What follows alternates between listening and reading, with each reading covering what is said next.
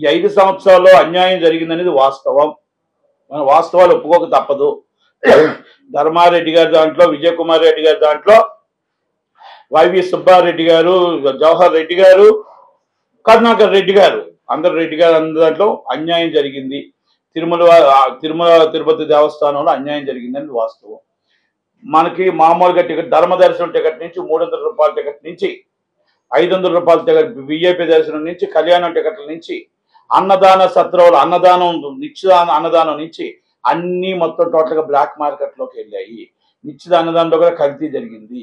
అలాగే మొత్తం టోటల్గా అన్ని బ్లాక్ టికెట్లు అమ్మారు. బ్లాక్ మార్కెట్లో అమ్మిన డబ్బులన్నీ జగన్మోహన్ రెడ్డి గారి ఉండిలోకి ధర్మారెడ్డి గారు, విజయ్ కుమార్ రెడ్డి గారు వెళ్ళాయి అనేది వాస్తవం.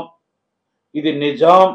అలాగే మొత్తం టోటల్గా ఆధ్యాత్మిక కేంద్రం ఉదయం లేకపోతే గోవింద నామస్వరంతో ఉండవలసిన ఆధ్యాత్మిక కేంద్రంలో మంగ్లీ గారిని పైన పెట్టడం కూడా, ఆమె భక్తురాలే కావచ్చు కానీ ఆమెను తీసుకొచ్చి అక్కడ పెట్టడం. ఎందుకంటే కొన్ని సాంగ్స్ మనం ఉదయం లెగిస్తే దేవుడి భక్తితో, దేవుడు ఆధ్యాత్మికంగా గోవింద గోవింద నామస్వరాలతో ఉన్న వాళ్ళనే మన దేవుడి దగ్గర మనం పెడతాం.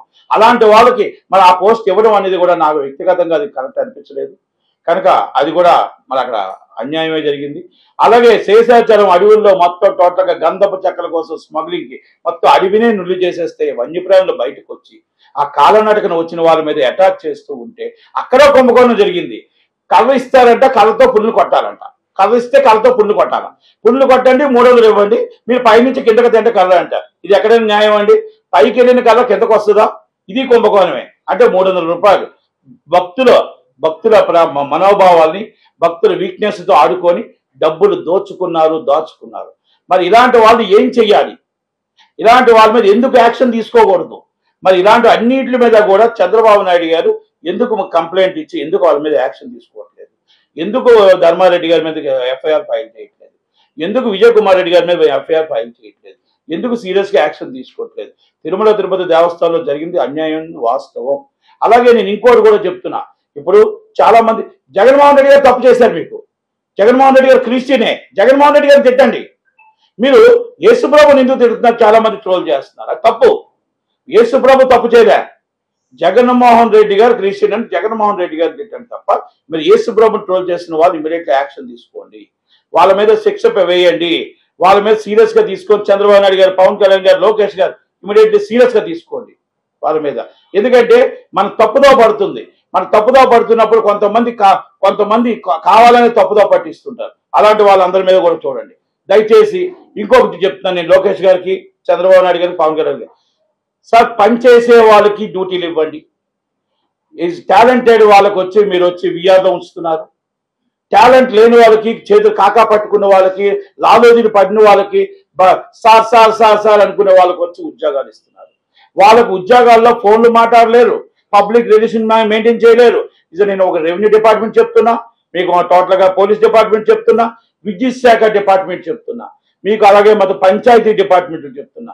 వీళ్ళందరికీ ఏంటి నిజమైన నిజాయితీ పనులకు వచ్చి వాళ్ళు ఎక్కడ లూబ్ లైన్ లోనో విఆర్ లోనో ఉంటున్నారు. వీళ్ళు కాకా పట్టుకొని ఒక ఎమ్మెల్యేనో ఎంపీనో ఎవరినో కాకా పట్టుకొని, ఏ మినిస్టర్ ఎవరినో కాకా పట్టుకొని కాళ్ళు పట్టుకొని వచ్చిన వాళ్ళకి పోస్టులు ఇస్తున్నారు. మన గత ప్రభుత్వానికి మనకి న్యాయం ఏమవుతుంది? ఒక్కసారి ఆలోచించండి. ఒక్కసారి ఇది లోకేష్ గారు ఇది రెక్టిఫై చేయండి. ఎమ్మెల్యే లెటర్లతో వాళ్ళ పోస్టులు ఇస్తే మనం మళ్ళీ గత ప్రభుత్వంలాగా అవుతుంది కదా. ఇసుక దంద నుంచి మొత్తం టోటల్గా అన్ని దందలు మళ్ళీ మొదలు పెడతారు. మైనింగ్ దంద నుంచి అన్ని మొదలు పెడతారు కొంతమంది ఎమ్మెల్యేలు. కొంతమంది తప్పు జరుగుతుంది. ఒక్కసారి ఆలోచించండి. వాళ్ళని ఎంక్వైరీ చేయండి. నిజమైన ఆఫీసర్లకు విఆర్లో పంపకండి. వాళ్ళ నిజమైన సిన్సియర్ ఆఫీసర్లకు పోస్టులు ఇవ్వండి. అంతేగాని లూప్ లైన్లో వెళ్ళి నిజమైన వాళ్ళు చూడండి, వాళ్ళ బ్యాక్గ్రౌండ్ చూసి చేయండి. దయచేసి రికమెండ్ చేసి పలానా నా కులమోడు, పలానా ఎమ్మెల్యే తాలూకోడు, పలానా మినిస్టర్ తాలూకోడు, అది కాదండి. ఈజ్ అ వర్కబుల్లా కాదా, ఈజ్ అ టాలెంటెడా కాదా, ఈయన చేయగలడా, సిన్సియారిటీ లేదా, అది ఆలోచించాలి. కానీ మన రాష్ట్రం బాగుపడాలంటే, మన రాష్ట్రంలో మన డబ్బులన్నీ, మన గవర్నమెంట్కి డబ్బులు రావాలంటే, మన రాష్ట్రంలో ప్రజలు బాగుండాలంటే పబ్లిక్ తో రిలేషన్షిప్ ఉన్న వాళ్ళని నిలబెట్టమని అడుగుతున్నాను. అదే ఇప్పుడు నారా లోకేష్ గారైనా ఫోన్ ఎత్తుతారు, ఎమ్మెల్యేలు ఫోన్ చేస్తారు, 3 పిఎస్లు ఒక్కొక్కరికి. సార్ బిజీగా ఉన్నారండి, సార్ పడుకున్నారండి, సార్ లాగలేదండి. ఇక మొత్తం టోటల్ అంటే మీకు ఓట్లు వేసేటప్పుడు మాత్రం పిఎస్లు అవసరం లే, ఓట్లు వేసిన తర్వాత మీకు పిఎస్లు కావాలా ఎమ్మెల్యేలకి? ఇదేం అన్యాయం అండి ఇది? మీ ప్రజల దగ్గరికి వెళ్ళండి. ప్రజలతో మళ్ళీ 5 సంవత్సరాలు కలవడం కాదు, ప్రజల బాధనేంటి, ప్రజల కష్టాలు ఏంటి తెలుసుకోవడానికి మీరు వెళ్ళండి, రివ్యూ తీసుకోండి. ఆ రివ్యూని మినిస్టర్ గారికి చెప్పండి, మినిస్టర్ గారు వెళ్ళి చీఫ్ మినిస్టర్ గారికి చెప్పండి. అంతే తప్ప ప్రజల్ని మేము గెలిచాము, మాకు సంబంధం లేదు, మాకు ఏం అవసరం లేదు అని అనుకుంటే ఈ 164 సీట్లు ఇచ్చారు, మళ్ళా మనకు అదే రిపీట్ అవుతుందని మాత్రం గుర్తుపెట్టుకోండి. ఎమ్మెల్యేలందరికీ కూడా మా రిక్వెస్ట్, చాలా మంది మేము ఫోన్లు చేస్తుంటే చాలా మంది మాత్రం ఒకటి మాత్రం చెప్తున్నారు, ఎవరో ఫోన్లు ఎత్తరు, ఎమ్మెల్యేలు ఫోన్లు ఎత్తరు, వాళ్ళు పిఎస్లు ఫోన్లు ఎత్తరు, పిఏలు ఫోన్లు ఎత్తరు. ఇంకొకటి, మన సొంత దాని ప్రయోజనం కంటే ప్రజల ప్రయోజనం ముఖ్యం, ప్రజల కోసం ముఖ్యం. లోకేష్ గారు విత్ ఇన్ మినిట్స్ ఏదైనా ఒక లెటర్ కానీ వెళ్తే 5 నిమిషాలు ఆయన ఇమీడియట్గా రివ్యూ చేస్తున్నాడు. మరి ఆ రివ్యూ మీరెందుకు చేయలేకపోతున్నారు? ఎమ్మెల్యేలు మీరెందుకు మినిస్టర్ చేయలేకపోతున్నారు? 100% లోపం ఉంది. ఆఫీసర్లు కూడా చాలా చాలా రెక్లెస్ గా సమాధానం చెప్తున్నారు. ఏమంటే నేను ఎమ్మెల్యే తరపు నుంచి వచ్చా, నేను హోమ్ మినిస్టర్ గారి తరపు నుంచి వచ్చా. ఒక సీఏ చెప్తాడు, నాకు మా హోమ్ మినిస్టర్ గారు లెటర్ ఇచ్చారండి. హోమ్ మినిస్టర్ గారు లెటర్ ఇవ్వడం ఏంటి? నీకు పోస్ట్ ఇచ్చింది డిఐజీ, నీకు పోస్ట్ ఇచ్చింది సిపి గారు, నీకు పోస్ట్ ఇచ్చింది డీజీపీ గారు, మీకు లెటర్లు ఇవ్వడం ఏంటి? ఒకరంటారు, ఒక ఎమ్మెల్యే అంటే నాకు ఎమ్మెల్యే లెటర్ ఇచ్చారండి అంటే ఎమ్మెల్యే లెటర్ ఇవ్వడం ఏంటి? నీకు మినిస్టర్ లెటర్ ఇవ్వడం ఏంటి? ఆ ఎమ్మెల్యే నా కులం వాడండి. ఇక్కడ కులాలు ఎందుకు వస్తున్నాయి? కనుక లోకేష్ గారు తప్పుదోవ పడుతుంది, చంద్రబాబు నాయుడు గారు, పవన్ కళ్యాణ్ గారు ఇవన్నీ కూడా ఒక్కసారి ఎంక్వైరీ చేయండి, రెక్టిఫై చేయండి. ఇమీడియట్లీ దాన్ని మనం ఇప్పుడు ఆదిలోనే మనం ఆపకపోతే మొత్తం టోటల్ గా మనకి గవర్నమెంట్ కి మంచి పేరు ఉంది, మన గవర్నమెంట్ కి మంచి పనులు చేస్తున్నాం. రాత్రనగా పవనగా 18 గంటలు మీరు కష్టపడుతున్నారు.